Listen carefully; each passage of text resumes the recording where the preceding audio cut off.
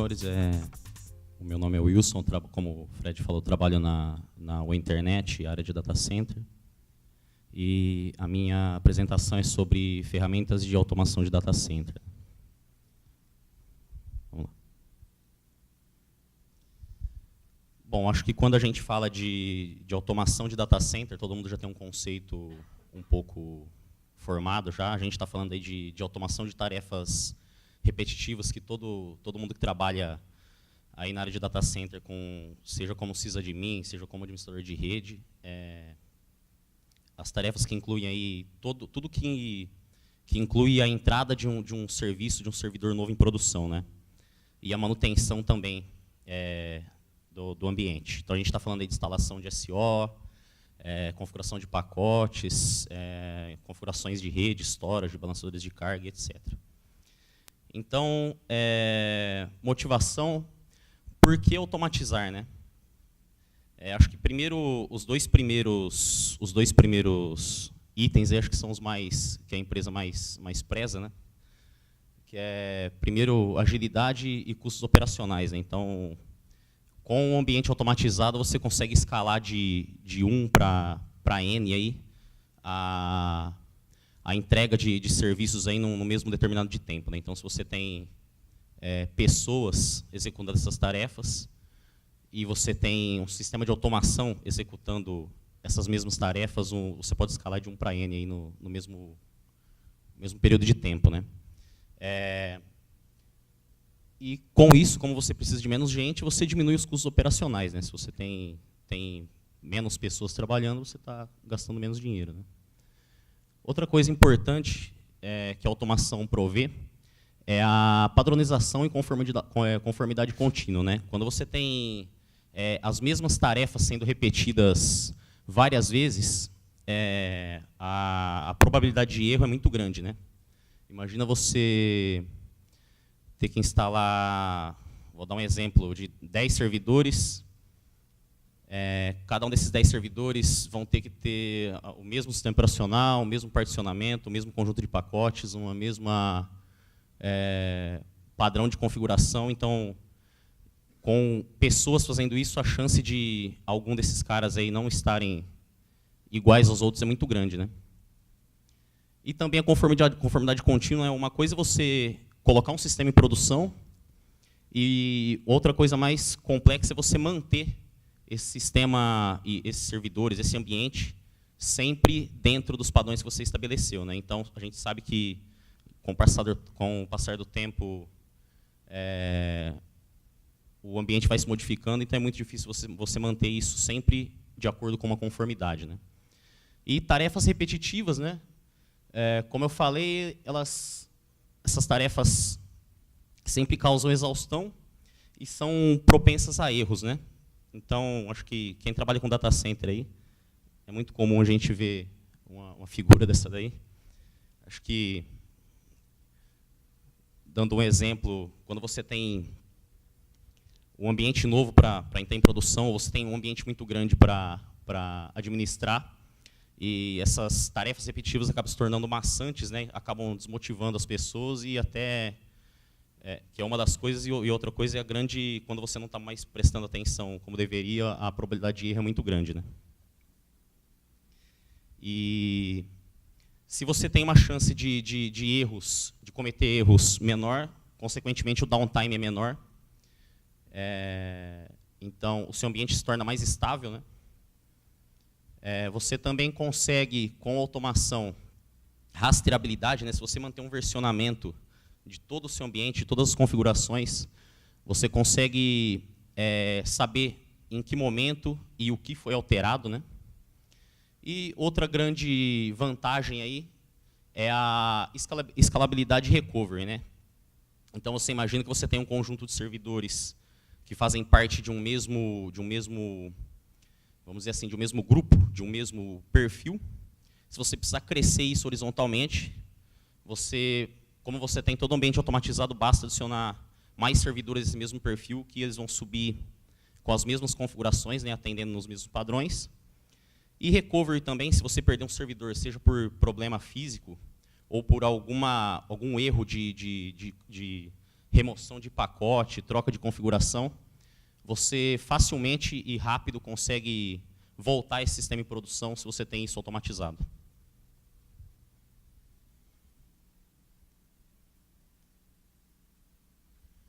Bom, mas para a gente partir para a automação, existem algumas premissas, né? Essas premissas uma opinião pessoal minha, né? A gente vê muitos sistemas de orquestração, sistemas de automação no geral, que prometem automatizar desde da criação de uma máquina, instalação do sistema operacional, pacotes, configuração de rede, firewall, storage, mas isso quase sempre se aplica ao mundo virtual, né? Então, é bastante difícil você achar uma ferramenta que haja da mesma forma, falando do mundo físico e virtual. Então, você configurar um switch físico, vamos dizer assim, você configurar um storage fisicamente, você configurar um balanceador de carga, geralmente essas soluções elas usam tudo isso é feito via software, né, dentro da própria solução, usando servidores como meio, né? Então, uma solução de automação ideal é que ela consiga fazer a mesma coisa para o mundo físico e para o mundo virtual, né? E automação pensando na topologia, né? Muitas vezes, quando você parte para automação, você acaba tendo que adaptar a sua topologia para o sistema de automação funcionar, né? E, na verdade, tem que ser ao contrário, né? Você tem que automatizar as tarefas de acordo com aquilo que você tem em mente, de acordo com o que você tem para a sua topologia, né? Então, como eu falei, se você tem já um mundo todo montado de roteadores de borda, firewall, distribuição, acesso, etc., você parte para uma solução de automação e acaba tendo que concentrar tudo isso dentro de um sistema de orquestração, por exemplo. E isso é ruim, aí você acaba tendo ilhas dentro do seu data center, que é a ilha automatizada e a ilha do mundo físico, vamos dizer assim, que está fora desse sistema, dessa arquitetura de automação, né? E isso também inclui o uso do potencial da infraestrutura, né? Como eu disse antes, aí, se você tem, vou dar um exemplo clássico aí, que quando você parte para automação, geralmente um sistema de orquestração, por exemplo, que fica responsável por criação de VLANs e gateway, NAT e regras de firewall, todo esse funcionamento está concentrado geralmente em 2 ou mais máquinas, onde vai estar o software rodando lá, que vai fazer todo esse papel, né? E se você tem um roteador na sua rede, lá, por exemplo, para milhares ou milhões de PPS, você tem um firewall para milhões de sessões, gigabits de potencial de firewall, você acaba não usando esses caras e trazendo essa função para dentro de uma máquina que vai fazer isso via software. Então, você acaba perdendo muito do potencial da sua infraestrutura, né?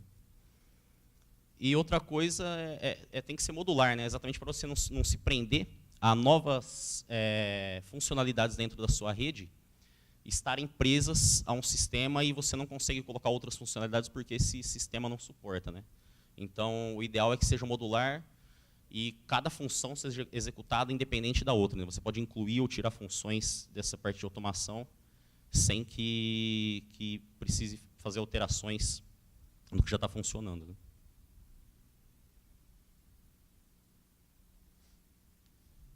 Bom, então, um checklist aí do que a gente pensa quando a gente fala em automação de data center, automação de tarefas de data center, né? Então, a gente começa com instalação do SO. Instalado o SO, configurações de IP e DNS. Com isso, eu tenho a máquina instalada e na rede, né? O próximo item é um checklist de segurança, né? Porque toda máquina, para entrar na rede, ela já entra de acordo com as suas conformidades. Vamos dar um exemplo aí com regras de IP tables padrão, TCP wrappers padrão, host allow, host deny, serviços que não devem estar rodando e assim por diante, né? A automação também ela provê deploy em massa de aplicações e de pacotes, né? Então você vai subir 100 servidores em o mesmo escopo, vamos dizer assim, e você tem que instalar automaticamente os pacotes que são configurados para esses servidores de uma forma homogênea, né? E de uma vez, né, vamos dizer assim.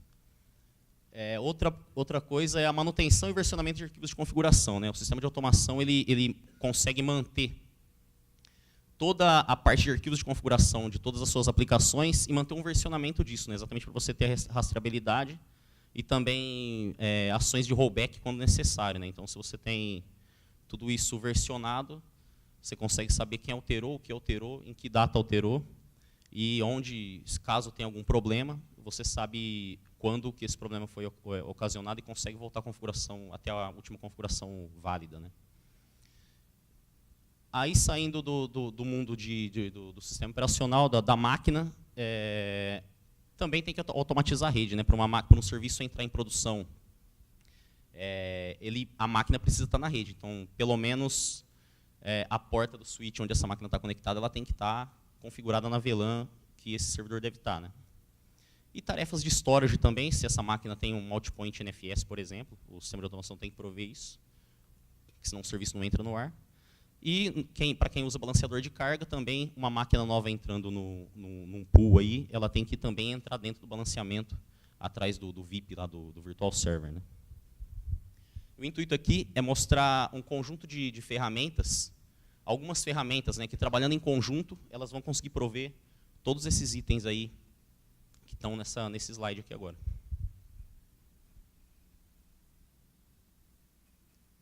Bom, começando com a instalação do SO, o software é o Cobbler, né? Já é bastante conhecido aí para quem usa instalação via rede. Qual que é a função dele, né? Ele é um instalador de distribuições Linux via PXE, e gerencia e faz a instalação baseadas em templates de Kickstart, né? O Kickstart uma configuração que é usada pelo instalador aí de sistemas Red Hat, né? Red Hat, CentOS, Fedora.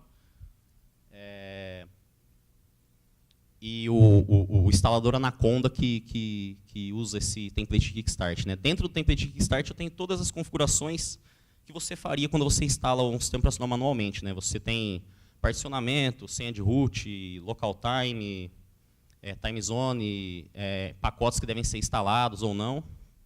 Então, tudo isso é feito de forma automática. Quando você usa um template, o Anaconda recebe esse template de Kickstart e já procede com a instalação automaticamente, né? O Cobbler ele também faz gerência de TFTP e DHCP, né? Então, ele é uma solução completa para a instalação de sistemas operacionais via rede, né? Então, você boota a máquina na rede, a placa com suporte a PXE, vai buscar, vai ter um DHCP servido, IP via DHCP servido pelo Cobbler.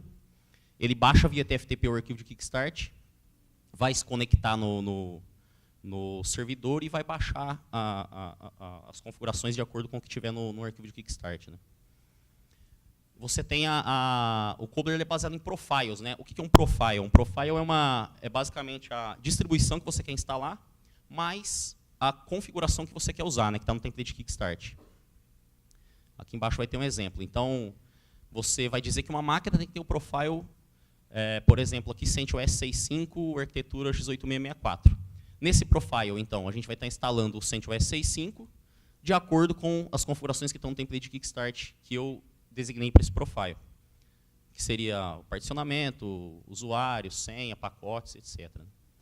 E ele ainda tem uma funcionalidade que são tarefas de post-install, né? Então, terminado a instalação, você pode executar scripts após a instalação da máquina, né?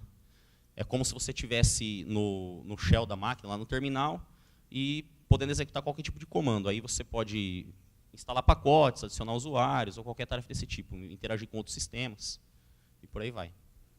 Essa aqui é só para exemplificar uma sintaxe do Cobbler aqui. Então, para eu conseguir instalar uma máquina, eu dou um Cobbler system add -name, o hostname, o MAC address da interface e o profile que eu quero usar. Eu boto essa máquina na rede, quando esse MAC address bater lá no Cobbler, ele já sabe que configuração que ele tem que entregar para essa máquina. Você pode usar assim, ou se você não der um Cobbler system add, quando você boota a máquina na rede, ele vai cair numa tela dessa de instalação, em que a primeira opção é o disco local, né? Ou você pode instalar, ali são os profiles listados, né? Você pode selecionar um profile e clicar para instalar. Então, se você tiver acesso ao console da máquina, você pode instalar dessa forma também.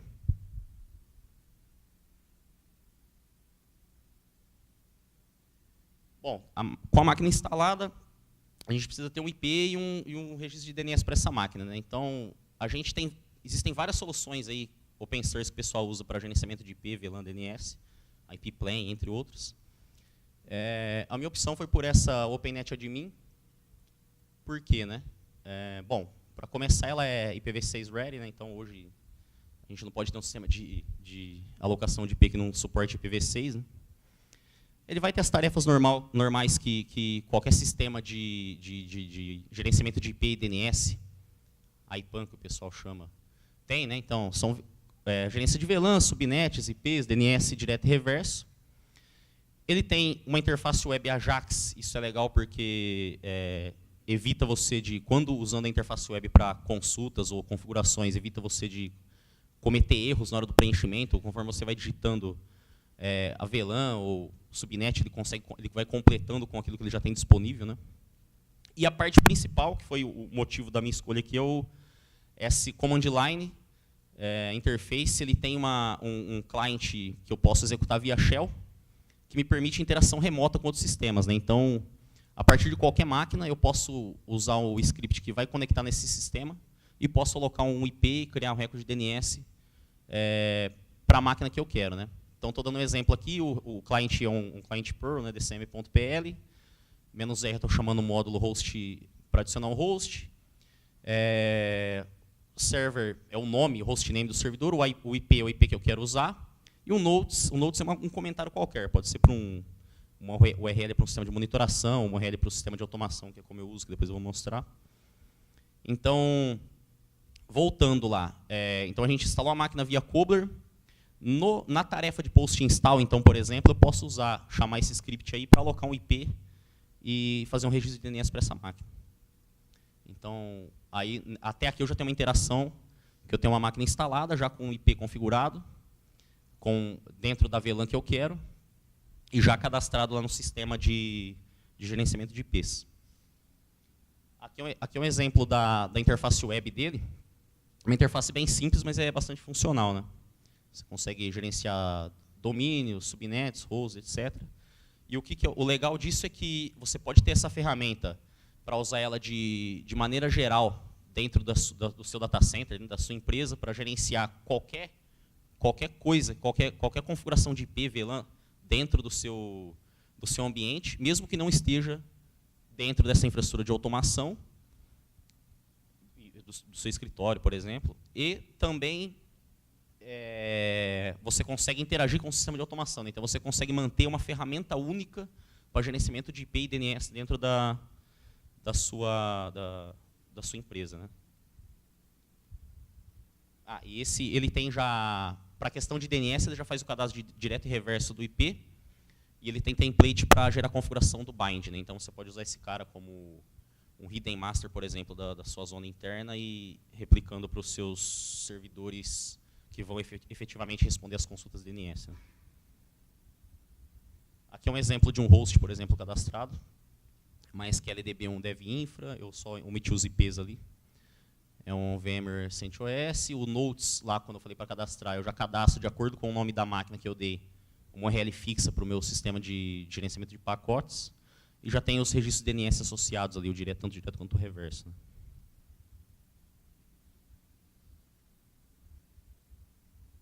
Bom, então a gente já tem uma máquina instalada, com o IP e DNS configurado, agora a gente tem que fazer gerência de pacotes e arquivos de configuração. Né?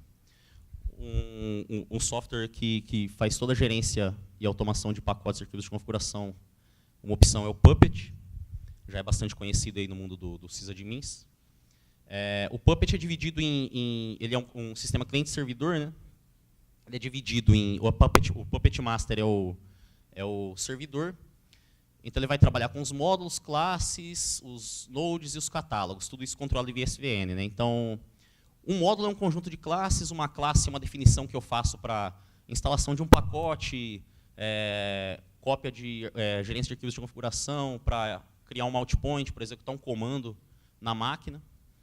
Um node é um host, um nó dentro da sua rede, é um host dentro da sua rede, e nesse nó eu associo as classes. Né? Então, eu defino um host de acordo com o host name, e nele eu associo quais classes ele deve ter, ou seja, que pacotes eu quero instalar, que arquivos eu quero gerenciar, quais multipoints eu quero gerenciar, que comandos eu quero executar.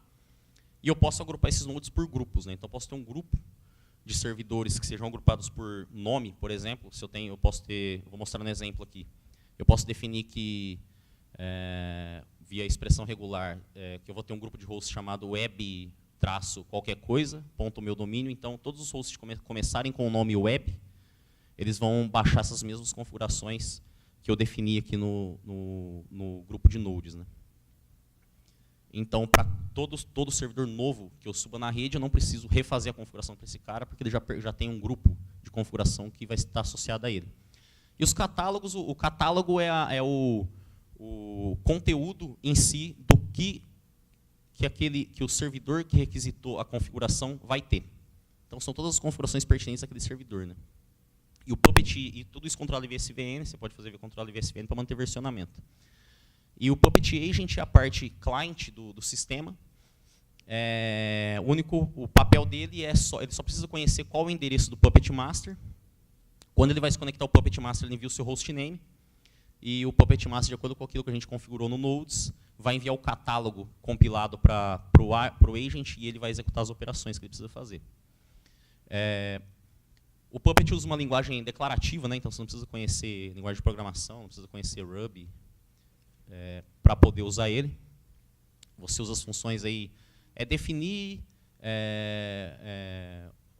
dar um enforce na configuração e depois ele reporta isso para o Puppet Master se foi com sucesso ou não e o que deu problema, caso tenha acontecido. Você consegue fazer o deploy em massa de aplicações, de pacotes, de arquivo de configuração e mais, né? Como eu citei, você pode controlar multipoints, executar comandos remotamente.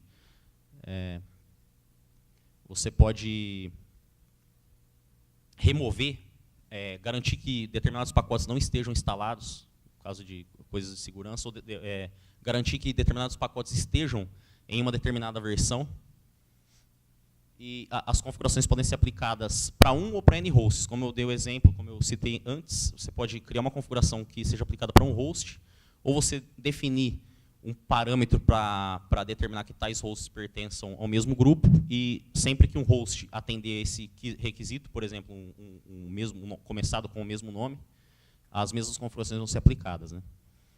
O Puppet também tem uma outra parte que é o factor, ele trabalha com esses facts, que são variáveis baseadas no host, né? Então, quando você vai definir um arquivo de configuração, você pode usar as variáveis dos facts para serem usadas nesse arquivo de configuração. Vou dar um exemplo. Se você tem um Apache, um web server, que você quer dar um listen em todas as máquinas só no endereço do ETH0, por exemplo. O endereço do ETH0 é uma variável dentro do fact. Então, você, na hora de criar a configuração do httpd.conf, ao invés de você, no listen, colocar o IP, você coloca a variável de IP address, ETH0 no caso aí. Então, para todas as máquinas, quando a máquina baixa o catálogo, ela vai trocar essa variável pelo IP da ETH0 da máquina.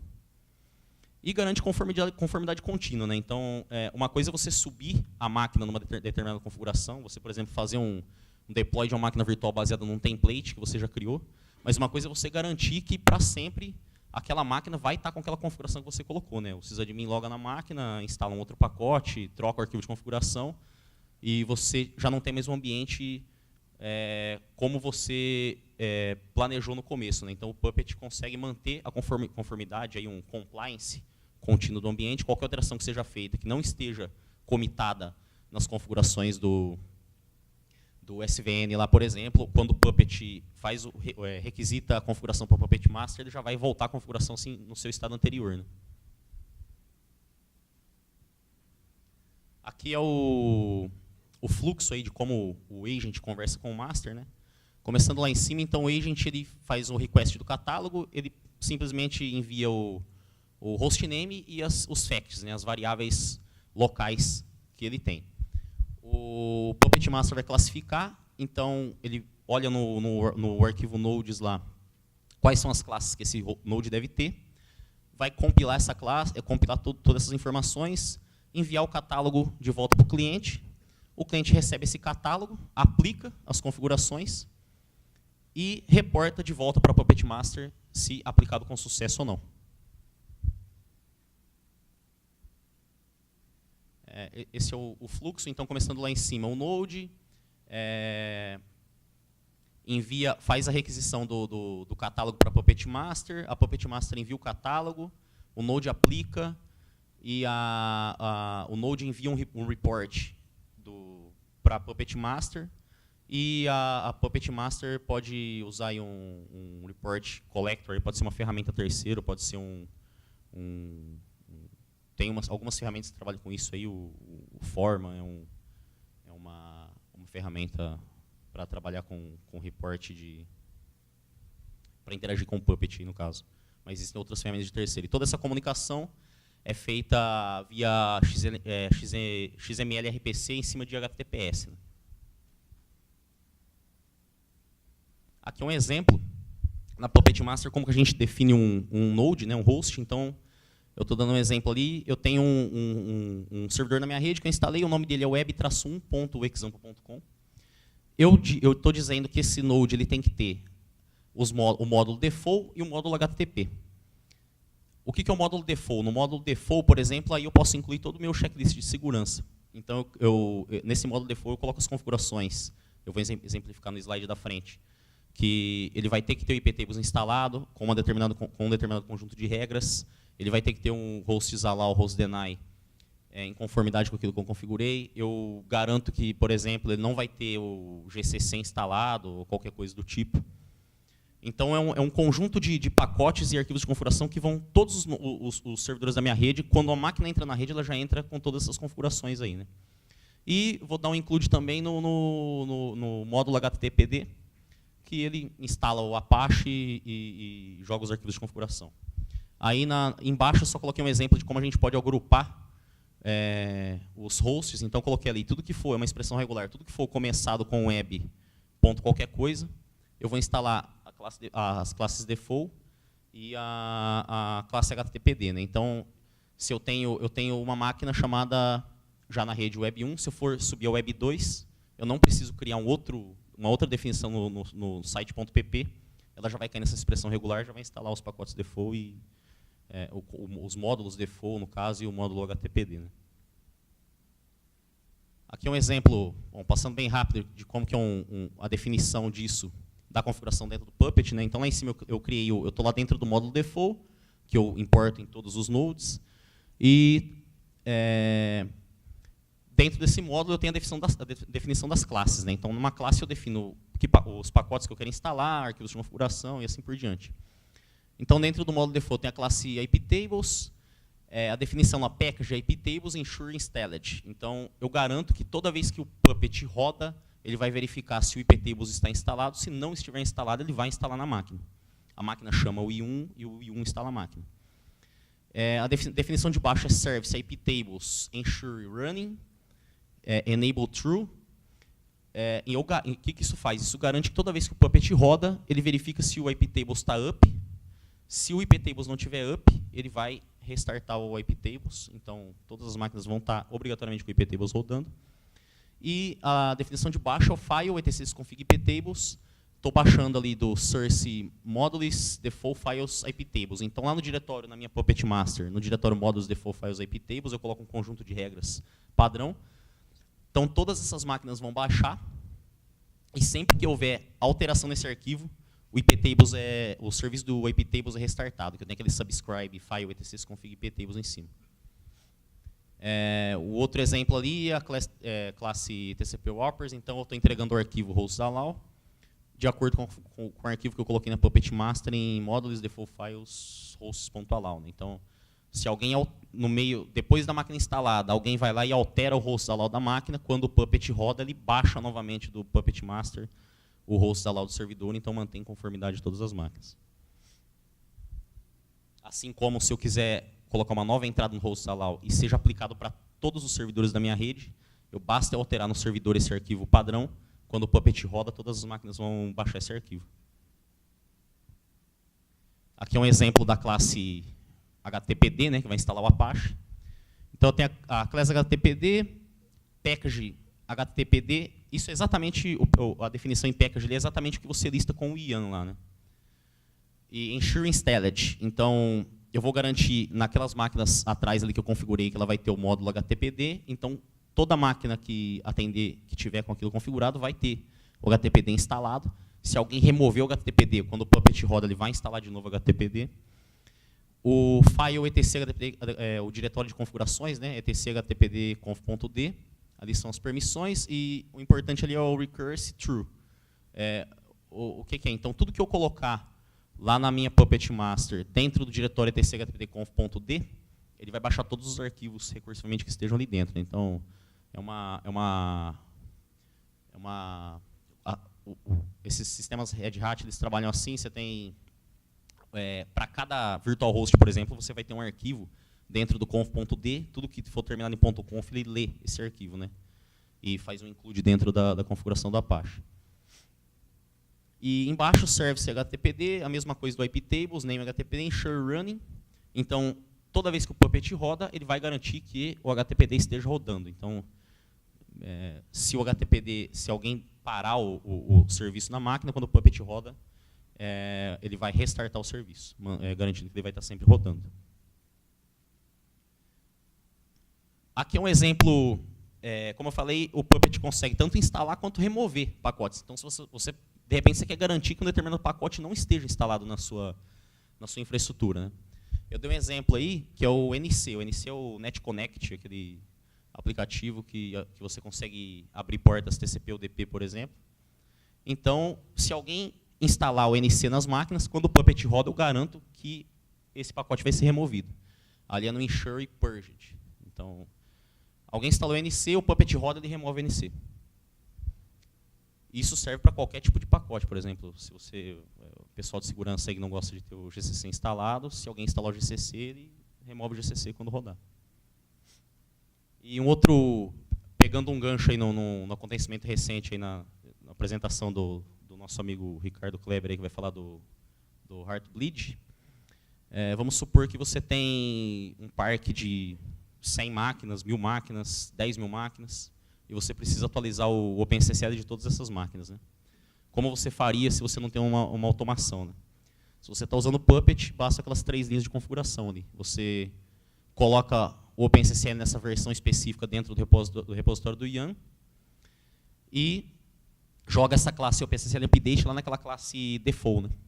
Que todos os hosts do data center têm. Então, próxima vez que rodar o Puppet, ele vai verificar que a versão que ele tem não é essa mesma que está aqui na configuração, ele vai baixar o pacote e fazer a instalação. Pronto, você está com todo o data center com esse pacote atualizado. E assim serve para qualquer outro pacote, né? Aí, bom, então voltando, a gente no começo fez a instalação com o Cobbler. A partir do Cobbler, no post-install, a gente chamou o sistema de alocação de IP. A máquina tem um IP e um registro DNS. Eu instalei o pacote posso ter instalado o pacote do Puppet também lá naquele post-install. A máquina já tem o hostname, ela vai se auto-registrar no Puppet e já vai, de acordo com o que ela tem configurado lá, ela já vai baixar todos os pacotes e todas as suas configurações. Então, nesse momento, eu já tenho uma máquina completa com todos os serviços que está rodando já em funcionamento, né? Aí falta a parte da rede. Como automatizar, então, essa máquina? Eu preciso ir lá, no mínimo, lá no switch onde essa máquina está conectada e configurar a interface dela na VLAN que ela tem que estar. Uma situação normal, então, imagina que eu tenho toda a parte de sistema operacional, pacotes automatizada, eu consegui colocar 100 máquinas em produção num período de meia hora, mas agora eu tenho 100 portas de switch para taguear, né? Então, quanto tempo isso vai demorar e quando isso vai poder ser feito e é possível ainda de ter uma taxa de erros aí dentro dessa configuração aí, né? Então, não adianta a gente ter toda a eficácia da automação para subir com os servidores em um tempo bem curto, mas eu vou demorar mais um dia inteiro para fazer as configurações de rede, né? Pensando nisso, a gente já tem aí, no dia 6 de março desse ano, a Juniper, vou dar um exemplo de Juniper aqui, mas tem para Cisco também. A Juniper lançou a versão 1.0 do Puppet for Junos, né? O que é o Puppet for Junos? é composto por dois elementos. Um é o Puppet Agent, que é nativo e instalado como pacote Junos, né? Quem conhece Junos aí sabe, você vai ter um pacote J, Puppet, versão qualquer coisa, você vai dar lá um request system software add no pacote, e é suportado pelo... A Juniper vai continuar dando suporte para o seu equipamento, se você fizer essa instalação, porque é desenvolvido por eles mesmos, né? E na parte do cliente, e onde eu vou instalar isso? Você vai instalar isso no switch, no roteador, onde você deseja fazer a automação, né? E no Puppet você vai instalar o módulo NetDev, que também é desenvolvido pela Juniper, e vai ser instalado na master, né? Com esse módulo NetDev você vai conseguir colocar os seus equipamentos de rede como nodes dentro da configuração do Puppet, né? Mas ele tem configurações limitadas, né? Exatamente pensando no que é preciso, o que é eficaz para ser automatizado, né? Então, o que esse módulo consegue fazer? Ele consegue criar VLANs, configurar interfaces L2, então ele vai conseguir, basicamente, taguear uma porta na VLAN que ela tem que estar, e criar link aggregation, interfaces agregadas. Hein? Então, tem um exemplo aqui. De como aqui é o fluxo de como que funciona essa interação do módulo NetDev com o equipamento Juniper, com o pacote do Puppet instalado, né? Então, eu tenho o server ali, que é Puppet Master, com o módulo de NetDev, com as configurações. Ele vai se conectar no equipamento de rede que está rodando o módulo do Puppet. Aí, dentro do módulo Puppet, eu vou ter o Puppet Agent e mais o interpretador Ruby. Então, ele recebe as configurações que ele precisa, ele interage com o master, e aí ele vai falar nativamente via API XML com Juniper, né? Então, a Juniper já provê uma API XML que já é conhecida e suportada para fazer configurações via XML RPC, mas você vai precisar saber desenvolver em cima disso daí, né? Então, com o Puppet, você abstrai isso aí, usando as mesmas definições, assim como a gente usa para instalar um pacote, ou configurar enviar um arquivo, a gente vai usar a mesma linguagem de definição para fazer a configuração do switch. Então, é um pouco complexo você usar essa linguagem XML, e com o Puppet você faz essa abstração. Aí tem um exemplo aqui no próximo slide. Como então que eu... Dá um exemplo aqui. Como que eu configuro uma interface e um switch, por exemplo? Então eu vou definir um switch, por exemplo, assim como eu defino um host qualquer dentro da rede. Eu estou chamando ele lá de sw01.dc, por exemplo. Esse é o hostname que está configurado lá no switch. Aí eu chamo o módulo netDevice, que vai pegar a variável do hostname. Nesse exemplo bem simples, netdev VLAN green, VLAN ID 101. Então eu estou pedindo para criar a VLAN com o nome green e com o VLAN ID 101 nesse switch. E depois eu estou, a outra função, que é o netdev L2 interface. Na interface GE000, eu estou colocando a porta como untagged naquela VLAN green. Mas eu posso fazer, aí se estende a todo tipo de configuração e hierarquia que eu tenho, da mesma forma que eu faço lá com os nós. Então, eu posso criar grupos de switch, eu posso criar grupos de porta. Então, da mesma forma como eu tenho vários servidores no mesmo perfil, que podem ser feitos, o deploy pode ser feito de uma forma completa e rápida, você pode usar isso para fazer com equipamentos de rede também, né? Então, se você tem, chegando nesse ponto, você tem toda a ferramenta, os passos de automação, já com o servidor instalado, configurado, na rede, todos os pacotes instalados, e já pode também colocar a interface desse servidor na VLAN que ele deve estar, né? Então, sem precisar de... Isso escala a ponto de, ao mesmo tempo que você subiu as 100 máquinas, essas 100 máquinas já vão estar tagueadas na VLAN que ela tem que estar, né? Então, você perde esse tempo que você tinha antes com o administrador da rede, precisar logar em todos esses suítes e fazer toda a sua configuração. Então, a entrada do serviço no ar, ela com a rede funcionando, ela é feita de uma forma completa, né? aqui é uma figura do próprio site da Juniper lá.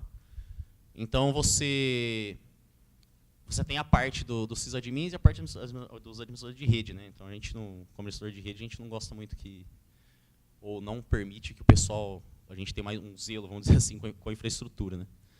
Então, você delega para o sysadmin um controle limitado da sua rede via Puppet, ou seja, ele só vai conseguir taguear uma interface e aquelas interfaces que você determinou nas VLANs que ela deve estar, e você, como administrador de rede, continua responsável por todo o resto, e preocupado com questões mais importantes que não um simples tagueamento de VLAN numa porta, né? Que é uma tarefa também massiva e repetitiva. E você se preocupa com coisas mais importantes de arquitetura da sua rede. Bom, aí, falando um pouco de storage de balanceador de carga, a gente tem, para storage, a gente também consegue automatizar via Puppet. Para quem usa NetApp, é bastante usado como um Filer, né? Ele é servidor ele é um storage para NFS iSCSI, basicamente, também suporta FC, mas é mais usado como NFS iSCSI. Você já tem um módulo ali para NetApp, então, por exemplo, entre outras coisas, ele consegue criar, modificar e fazer um delete de um export NFS, né? Então, se uma máquina tem que ter, você está subindo um projeto que vai ter 50 máquinas, vai precisar criar alguns compartimentos NFS dentro do storage, você consegue colocar isso dentro da automação também, para que quando a máquina subir, feitas as configurações, ela já vai no storage e cria os exports NFS que são necessários, já com permissões, etc. E balanceador de carga, para quem usa F5, tem um módulo aí do Puppet Labs F5, ele consegue fazer todas as operações dentro do LTM, né, que é o Local Traffic Manager do F5, que é que cuida dos VIPs, né? Você consegue criar, modificar e deletar virtual server, pools, monitors, nodes, todas as configurações que você faz para balanceamento de carga na interface, você consegue fazer aqui via Puppet também. Então, você consegue, subindo servidores, já ir no balanceador, criar o VIP e dizer que esses servidores vão estar embaixo de determinado VIP, né?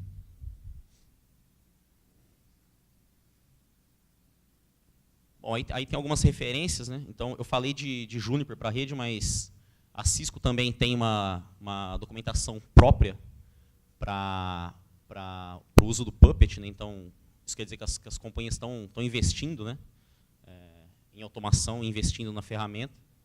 Então, quem é mais do mundo Cisco, aí, eu coloquei duas referências aí. Tem uma apresentação de um próprio engenheiro da Cisco aí falando sobre Puppet.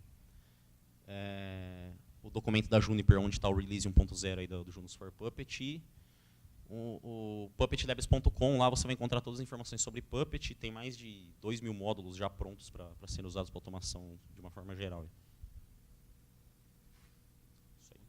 Wilson, Rubens, NickBR. Só um comentário, em um dos slides tinha um nome DNS que terminava em .infra. Né?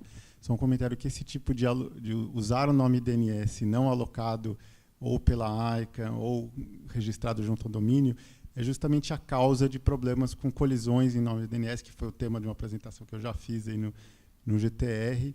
Então, que a gente sugere como melhor prática usar um domínio que você já tenha com uma view interna, sei lá, interno.nomedaempresa.com, ou até registrar um domínio, nome da empresa interno.com, ou alguma coisa que garanta unicidade, porque senão, se você tem por qualquer motivo um vazamento de queries DNS, você vai estar expondo a sua rede interna a possibilidade de que alguém registre, por exemplo, .infra, e aí redirecione assim, os seus servidores ou o seu Puppet Master, pior ainda, para algum lugar. Então, é só esse comentário. Entendi.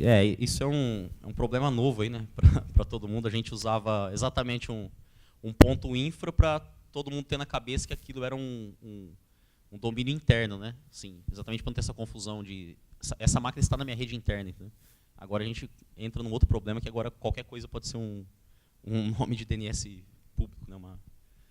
Mas é interessante o comentário, é para se pensar mesmo. Mais alguém? A gente tem tempo ainda para mais duas perguntas. Você pode dar uma ideia, Wilson, do tamanho da infraestrutura que vocês estão administrando com isso? 2 a 3 mil servidores, hoje com tendência de crescimento. Só servidor físico? Não tem... Físico e virtual. Tá. Mais alguém? Marcos lá no fundo.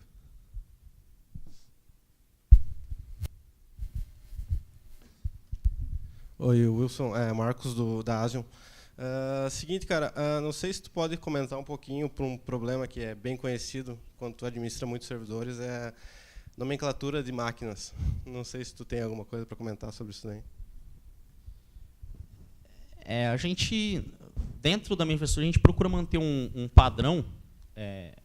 Na verdade, assim, como eu tenho essa... Né, dentro dessa zona interna, a gente mantém um padrão interno de nomes, exatamente para não ter... manter uma conformidade e na hora de aplicar a configuração fica mais fácil. Né? Então, não deixa para o cara que está criando a máquina sugerir um nome e, de repente, isso não entra dentro do padrão, não vai baixar configuração nenhuma. Né? E outra coisa é o nome que a máquina, o serviço vai ter no domínio público, né? Vamos dizer assim, para a internet. Mas isso não é um problema que eu tenho muito, porque a maioria dos meus serviços estão atrás de balanceamento de carga. Né? Então, efetivamente, quem tem um recorde DNS na zona pública é o IP do balanceador. Né? Então, eu posso manter toda a infraestrutura interna com host names. Vou dar um exemplo aí. Sei lá, servidor 1, servidor 2, servidor 3, servidor 4, sem nenhum problema. Entendeu? Isso estando documentado dentro da infraestrutura, eu sei exatamente... Eu não preciso ter um nome que lembre a função do servidor. Né? Eu já sei que o servidor 1 ele é exatamente isso, o servidor é exatamente isso. Não é baseado no nome que a gente precisa ter para saber o que é o servidor. Ok. O último comentário, vocês estão falando especificamente de Puppet, mas você pode comentar alguma coisa em relação às ferramentas que são alternativas aí, Chef, CF Engine? Sim. Eu particularmente, trabalhei muito pouco com Chef só para testes mesmo, em produção só com Puppet, mas tenho colegas aí de outras grandes empresas que trabalham com Chef e automatizando infraestruturas desse porte ou maiores também. Né? Então, eu acho que hoje no mercado é Puppet Chef, né? Então, mas como a gente vê aí, tem, principalmente como eu sou uma pessoa do mundo de redes, né? Então a gente vê que tem a Juniper investindo, F5, Cisco, então me parece, assim, não vi isso da parte do Chef, por exemplo, mas me parece uma tendência a esse pessoal investir mais em Puppet do que nas demais ferramentas. Né? Bom, alguma coisa remota? Só um comentário. Falando de Puppet também, a VMware no ano passado fez um aporte de $30 milhões para o projeto do Puppet. Então, também é uma grande empresa que está investindo nessa ferramenta.